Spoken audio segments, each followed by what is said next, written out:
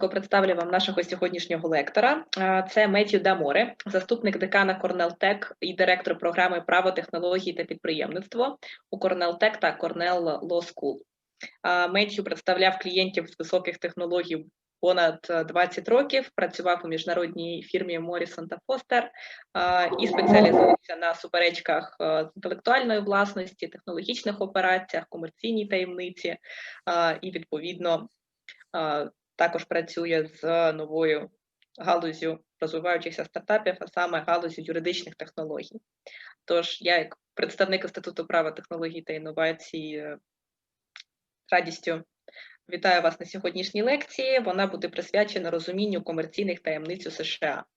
Для тих, хто до нас щойно приєднався, повторю, що ви можете ставити ваші запитання у чаті англійською, і якщо вам необхідна допомога з перекладом з української на англійську, будь ласка, пишіть українською, ми будемо перекладати. Буде декілька пауз протягом лекції для того, щоб ви могли поставити ваші запитання голосом, і так само невеличка сесія для запитань та відповідей наприкінці. Будемо дуже вдячні, якщо ви будете підключати камери. Всім дякую, гарної лекції. So thank you, Metью, for waiting a bit. We have went through the introductory part, and we may start with the lecture since we have already 20 people online. Excellent. Welcome, everyone. Thanks for joining me today. Anastasia, just for a quick moment, will we be using the chat or Q&A for questions, or should I ask people to raise their blue hand? So we will be using chat, and so when you will feel that it's already kind of finished of the logical block, you may also say, are there any questions? And I will let you know whether we have them in chat, and people who would like to unmute and ask them personally can be unmuted and asked. Great. And thanks for that. And I'll take occasional breaks, maybe every 20 minutes, 20 to 30 minutes or so, to take a look at the chat as well. So welcome, everyone. My name is Metью D'Amore. I am Associate Dean at Cornell Tech. I am also a professor of the practice in Cornell Law School.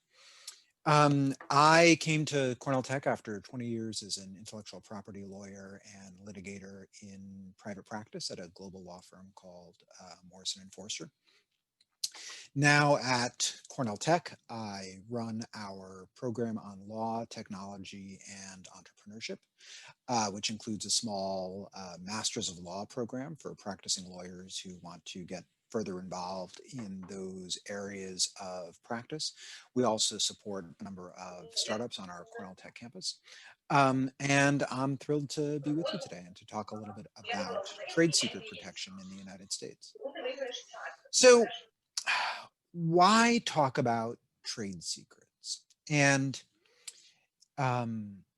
it's not it's always, trade secrets often always come at the bottom of the list when people talk about intellectual property protection. People are in the United States, people talk very frequently about patent protection. Patents give you that 20-year monopoly of being able to protect your invention and stop other people from using it.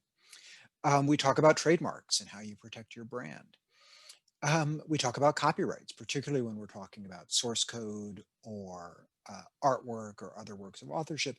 And then sometimes trade secrets then get thrown off at the end. Well, trade secrets, we don't really know what they are. And, you know, they're people outside of technology and outside of legal practice. You know, everybody knows what a copyright or a trademark is, but what's a trade secret?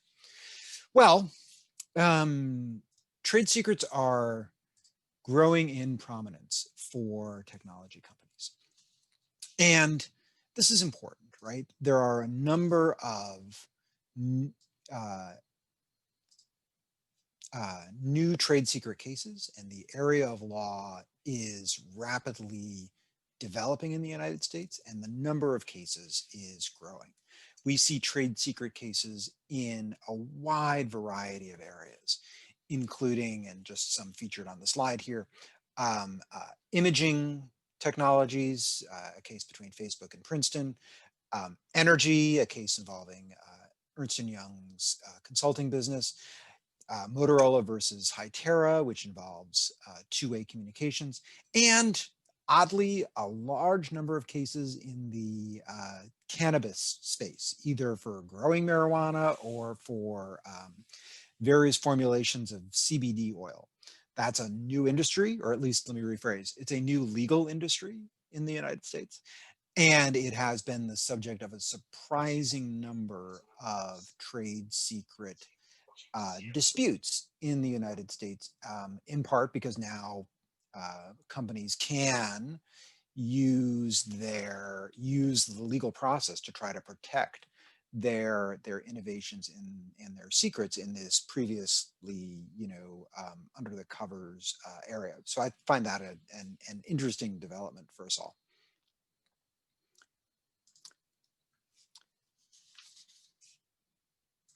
Some of the other reasons trade secrets are growing in importance. Number one, about 3 years ago, the federal government passed a new law called the Defend Trade Secrets Act.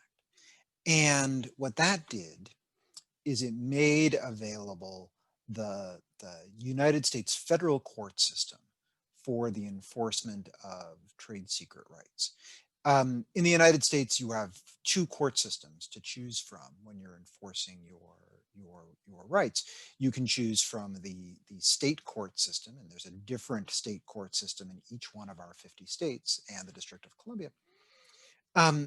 Or you can choose to enforce your rights in federal court if there is a nationwide federal cause of action that's been established by Congress.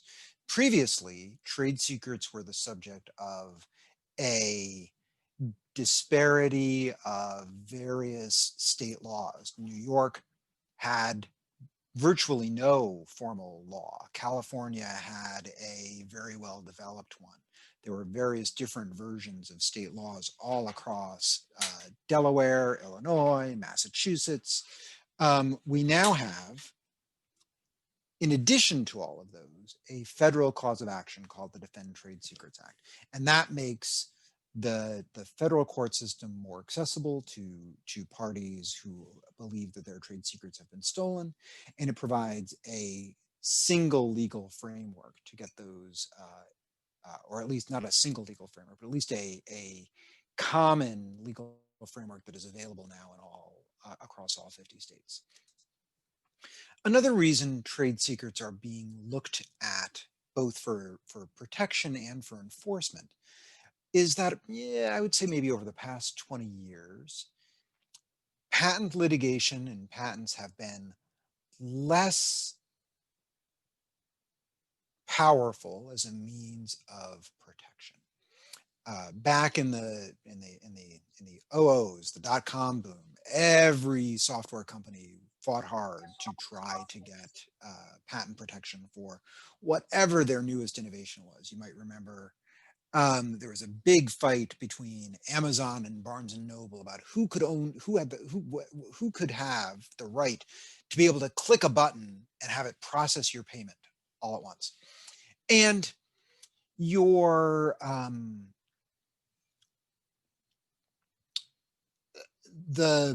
after a big slew of software business method patents in that time period, the United States began to really crack down on the use of patent and patent enforcement in those particular areas. And so particularly in the software and technology spaces, companies said, look, if I file for a patent, I have to publish my ideas. And but I might not get a patent because it's harder to get them. And even if I get it, it's not going to be that strong of a patent because of these trends against patent enforcement. There's a new 3 years old, 4 years old. Actually, sorry, it goes back further than that. There's a remedy now in the U.S. system where patents can be challenged before the patent office after they've been issued. It's called inter partes review.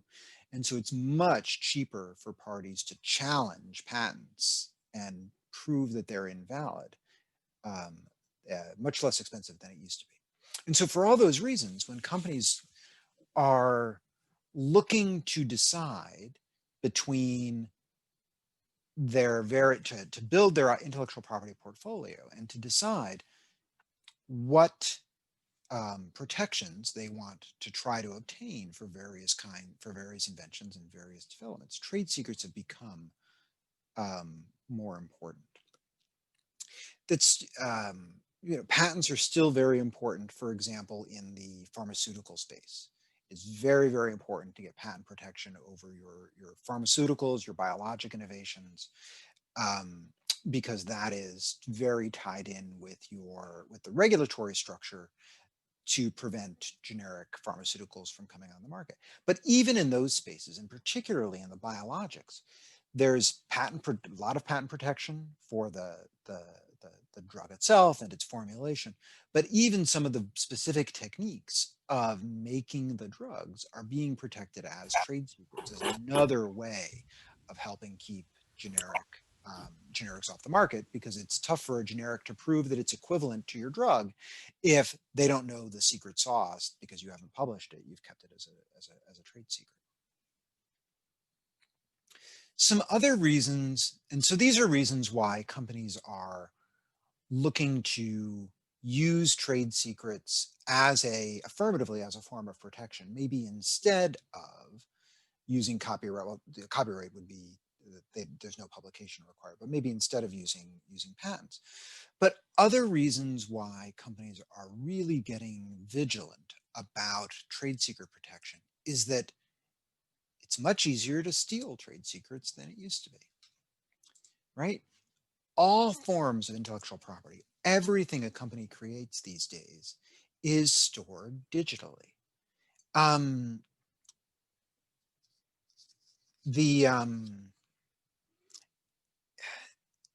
There's no more need to go to a facility and to make copies of the plans or the business plans or the formulas.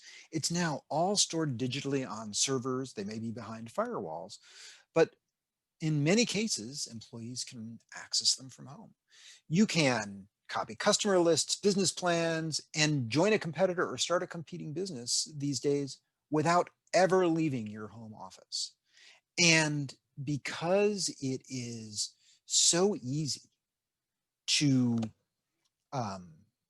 misappropriate or steal or copy trade secrets, companies are doing what they can to be much more vigilant about protecting those trade secrets, making sure that they don't leave, and about enforcing misappropriation when it happens. In other words, going after people who leave a company and take the crown jewels with them. Related to that, particularly in the United States, employee mobility is very important. In some countries, it's very, very, very hard to fire people, right? And there are a lot of employee protections around firing and around the workplace environment. The United States is employment at will in many cases, and you can be fired from a company for any reason, and in most cases for no reason at all, and not with a lot of notice. The flip side of that, or is that the United States does what it can to encourage the free mobility of workers. So while you are not tied to a particular company, and while your job is not protected by much of a legal framework, we do want to make it as easy as possible for you to go to use your skills and build your own company or join another company and continue on with your career. And that's particularly so in the technology space, where people may be working a day job, but working on a startup at night, or maybe are working in various gig capacities as independent consultants and working for many companies all at once. So the United States legal framework prefers to, it will enforce non-competition agreements and it will enforce non-solicitation agreements, but it's very, very careful around that. And so as a result, because of both this predisposition for free mobility, for mobility of employees, and simply the greater mobility that employees have demonstrated, people aren't staying at companies for as long as they used to. They're not getting the pensions, that companies are not awarding pensions the way they used to in order to keep employees present. And so as a result, people are moving around a lot and the trade secrets are in their heads. So for all these reasons, companies are looking at trade secret protection as a way of making sure that their important competitive differentiators remain protected. So with that background, what are we going to cover today? A few years ago, there was a very high profile case, the case of Waymo versus Uber, and that's where we're going to start today. Waymo is a subsidiary of Google, and now a subsidiary of Alphabet. It is their autonomous driving subsidiary. Uber, many of you know, is the ride-hail service that has displaced our taxi industry in the United States, but Uber has foreseen that the future of personal transportation is through autonomous vehicles, and was seeking at around the same time as Google to enter the autonomous vehicle space. And so there's a very high profile trade secrets case between Waymo and Uber that we're going to talk about. And we're going to use that as a framework for our discussion about trade secrets today. We'll then talk about the legal framework that protects trade secrets in the United States, and we'll talk about some key steps to protect trade secrets in your business. Okay, so why talk about Waymo versus Uber? Well, look, who doesn't like to talk about self-driving cars, right? I'm sure there are some people who don't like to talk about self-driving cars, but it's interesting technology. Don't ask me details about the technology. I can barely spell LiDAR, but we will talk about LiDAR a little bit today. But it's got a lot of the hallmarks of things that happen, even though in a very high profile way, in a lot of company disputes. We've got, a high profile engineer who decided he wanted to start a business at night in the exact same field that he was working on at Google. We have this guy who decided that it was going to be okay for him to take thousands and thousands of files and just, download them onto his personal server at home. We have 9-figure payouts. The dollars that are talked about in this case are just staggering. And we have indictments, and indictments are always fun to talk about. So this is a good case for even though, as we'll see, it had a bit of an anticlimactic resolution. It's a good case to talk about for contextualizing trade secrets.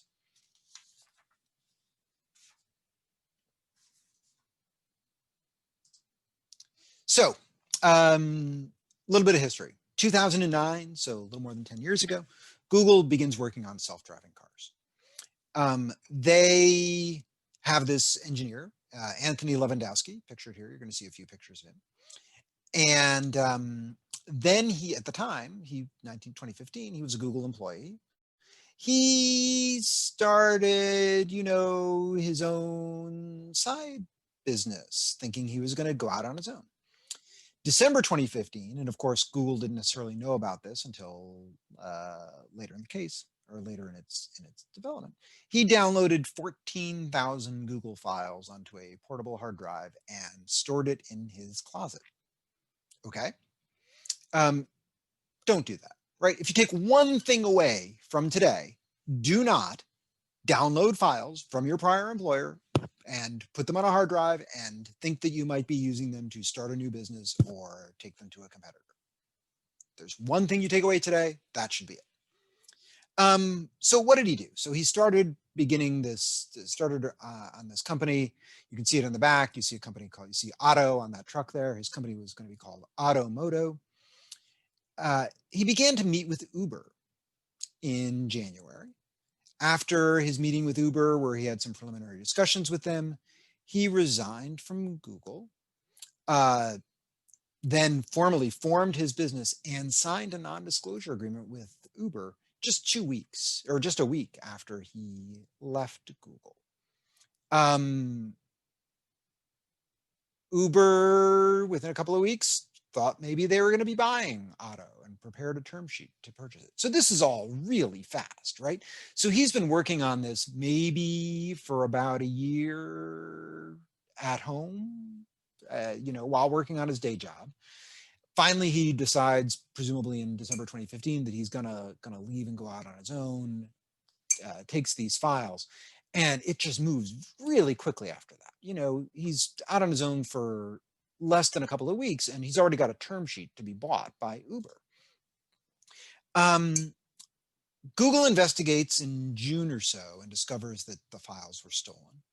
In the meantime, Uber goes out and actually buys Otto for $680 million. So keep that in mind, right? This guy's been working on this for a year and a half, and a year of which was while he was at Google, and had his company bought for $680 million. That is just crazy. But presumably, Uber thought they were getting some value. I think a big part of what Google and Waymo were concerned about is, sure, the value that you're getting is all of the stuff that he did while he was working for us. And that was a big dispute in the case.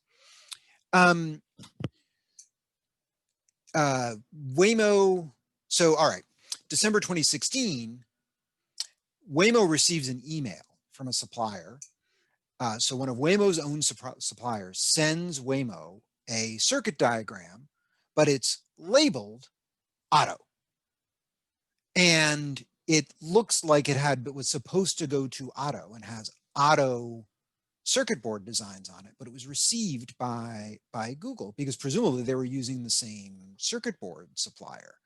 And Google, Waymo, goes ballistic, right? They feel like they right now have the smoking gun. They have proof that their designs are being used by Uber, that they made their way to Uber, that they were given then to Guerrilla Circuits to make these circuit boards. And when Google sees those, they look at them and they say, that is our IP. A couple of months later, Waymo sues Uber and Otto for patent infringement. We're not going to talk about the patent part of that case today. Trade secret misappropriation, unfair competition, and sought a preliminary injunction. And, from the outside, you read the complaint, this looks like, how could they lose? They have the smoking gun email, which they say contains their trade secrets being used by Uber. They have evidence that their former employee downloaded 14,000 files, and they don't know that he took them over to Uber, but they strongly suspect. So they can write a pretty strong complaint. And when they filed their complaint, this case made a lot of noise. So they sought a preliminary injunction, and they wanted to get Uber out of their argument was that Uber has been infected by Waymo's trade secrets through our friend Mr. Lewandowski. And so Uber, the penalty should be Uber needs to stop building LiDAR systems. They didn't quite get that far, right? So headline here, Uber scores a win, but it's not over. So Uber Google did not win the broad preliminary injunction that it sought. Instead, it got a very narrow win that says, Lewandowski, we don't know what you did. But we know you have 14,000 files. So we know you're infected. We know you have our trade secrets. The court says you are not allowed to work on LiDAR anymore. You're not allowed to work on this sensing system that is very important for autonomous vehicles. You cannot work on that while you are at Uber, at least until we have a trial of this case. Uber, we're not going to put you out of business, the court says. We're not going to take you completely out of the self-driving car business. All we're going to say is Lewandowski can't work on that particular technology, and you have to promise that you're not going to use Uber's trade or Google's trade secrets, again, without getting into whether or not Waymo has fully proven its case yet. And of course, Uber says, no problem for us. We promise we're not using their trade secrets, right? So this is a pretty narrow order. It was a bit of a surprise, I think, to Waymo, given the facts of their case, but it did not have the effect of shutting down Uber's self-driving car business.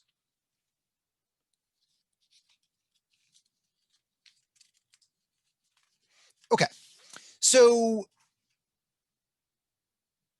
just to reorient us in time, right? So the lawsuit was filed February 2017. By May, it became apparent that Lewandowski, who's a key witness here, and the guy who took the 14,000 files, was a little worried that maybe he did something really illegal and possibly criminal.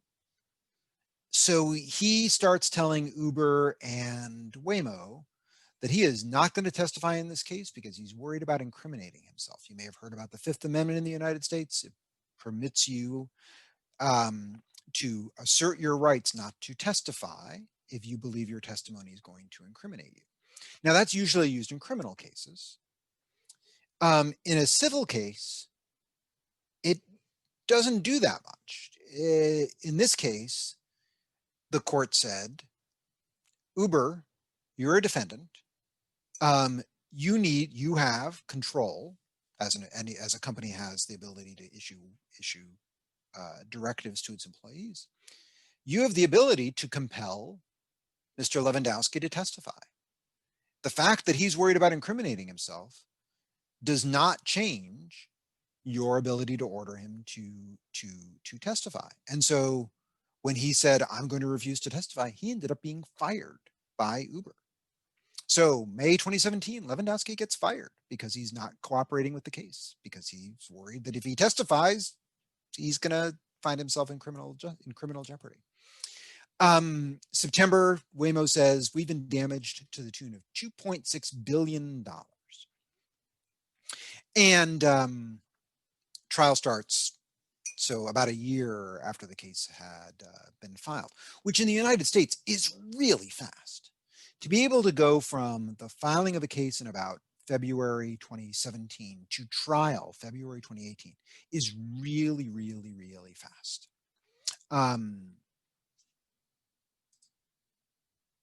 Shortly after trial starts, Waymo and Uber reach a surprise settlement.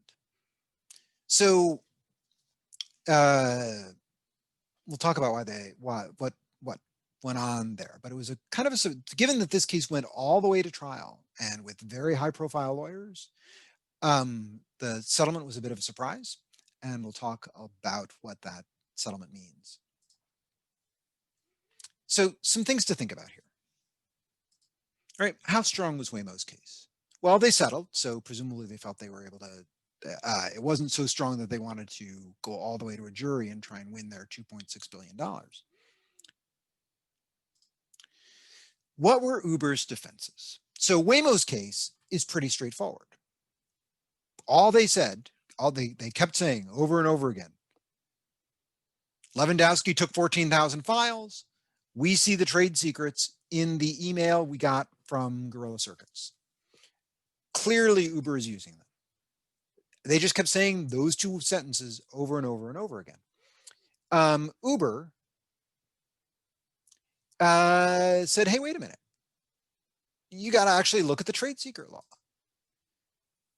The things that you're saying are secret are optics 101, basic principles of optics. Don't ask me what they are because I did not do well in optics, but generally known principles of optics, not secret. So stop saying we took your secrets when all we're doing is shooting lasers at the wall, so to speak. Also, we get, Uber says, that Lewandowski did a bad thing and that he took 14,000 of your files and kept them in his closet.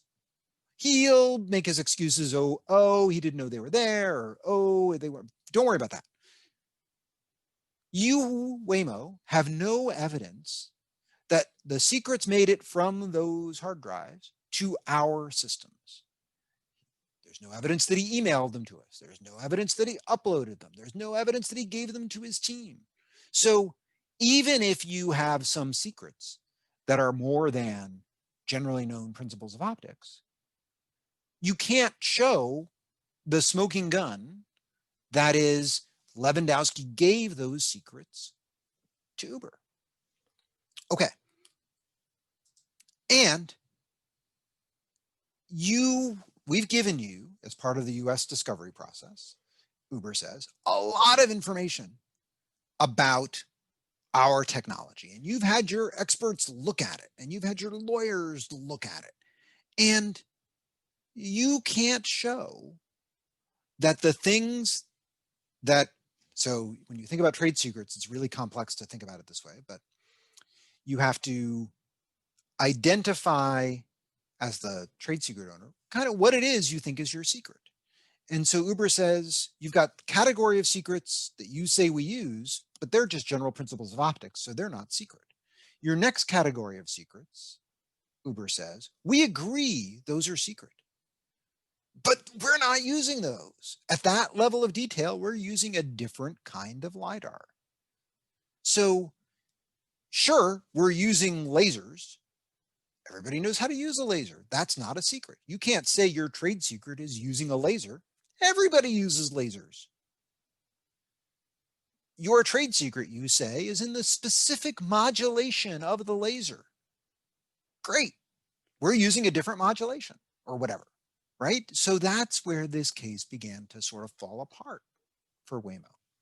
Fall apart may be too strong, but where it sort of had some weaknesses. They had this great narrative, these really, really bad facts.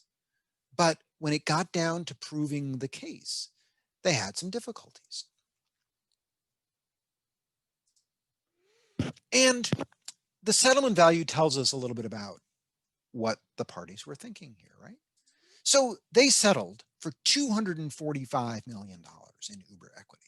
So think about that, right? So Uber already paid $680 million to hire Lewandowski, who's now fired.